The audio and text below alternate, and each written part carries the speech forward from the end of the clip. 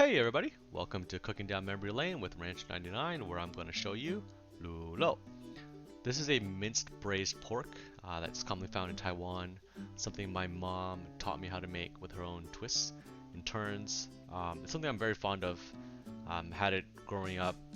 I'd say in the fridge 80% of the time. It was great over rice, over noodles, and I get in trouble all the time just eating it straight out of the fridge. And my mom kind of took it to the next level and really extended it for a family of five. Traditionally only made with just pork belly. She'd incorporate some leaner cuts, some mushrooms, and some hard-boiled eggs. And it'll really kind of add to different flavors and textures here, and I'll get into that in a little bit. But what we're going to start with is dicing up that king oyster mushroom. What this is going to do is act like a meat substitute. It'll soak up a lot of that fat and that braising liquid as well, and offer you some of that kind of QQ texture that you're missing in a braise like this. And for our meats, we'll pat them dry and we'll cut them into thin strips. We're going to dice up a yellow onion and half a shallot here, and this is all going to be incorporated into the large stock pot. So we'll heat a little bit of oil, we'll put in our pork belly, and we're really not looking to cook it at this stage. We're really just trying to get nice brown and some searing on here. It'll start caramelizing and start the Maillard reaction. We're also going to render down some of that fat and really get kickstarted in that process as well. So once we start seeing some color here, we'll just transfer it out of the pot for now and just set it aside. Then we'll move on to the next step, which is kind of the sweetness component of this braise. We're going to heat some oil, we'll throw in some rock sugar. Depending on how sweet you like it, you can choose to put a little bit more. I generally don't like mine too sweet. We'll add in our onions and shallots and start to caramelize that. You start seeing them become a little bit more translucent. And we'll add in the king oyster mushrooms that we diced up as well. This will start releasing some of its water, just help deglaze, but we're really going to start deglazing with that light sodium soy sauce here. And we'll add 4 cloves of garlic, some aromatics here. That 1 tablespoon of Shaoshing Cooking Wine will really help reduce some of that meaty taste to it. We'll reincorporate that pork belly and our lean meats again.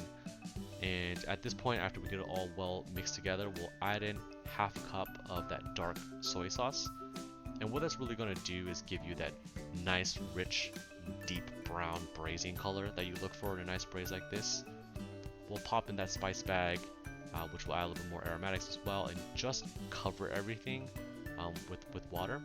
And that's going to boil down. We're going to try to bring this to a raging boil for about 5 to 10 minutes off the side here. And what we'll start looking at is now making the topping that my mom and I like putting on our LuRou. We'll start by frying off that spicy red Thai chili. It is very spicy, so be careful when you cut this.